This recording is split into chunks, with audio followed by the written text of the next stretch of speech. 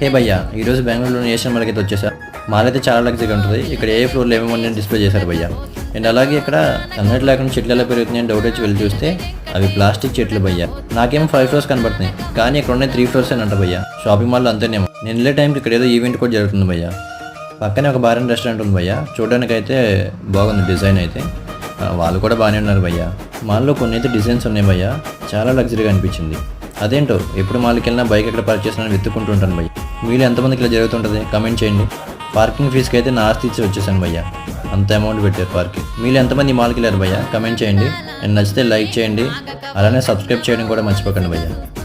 హే భయ్యా, ఈరోజు బెంగళూరులోని ఏషియన్ మాల్కి అయితే వచ్చేసా. మాల్ అయితే చాలా లగ్జరీగా ఉంటుంది. ఇక్కడ ఏ ఫ్లోర్లో ఏమేమి డిస్ప్లే చేశారు భయ్య. అండ్ అలాగే ఇక్కడ సన్లైట్ లేకుండా చెట్లు ఎలా పెరుగుతున్నాయని డౌట్ వచ్చి వెళ్ళి చూస్తే అవి ప్లాస్టిక్ చెట్లు భయ్య. నాకేమో 5 ఫ్లోర్స్ కనబడుతున్నాయి, కానీ ఇక్కడ ఉన్నాయి 3 ఫ్లోర్స్ అని అంట భయ్యా. షాపింగ్ మాల్లో అంతేనేమో. నేను వెళ్ళే టైంకి ఇక్కడ ఏదో ఈవెంట్ కూడా జరుగుతుంది భయ్యా.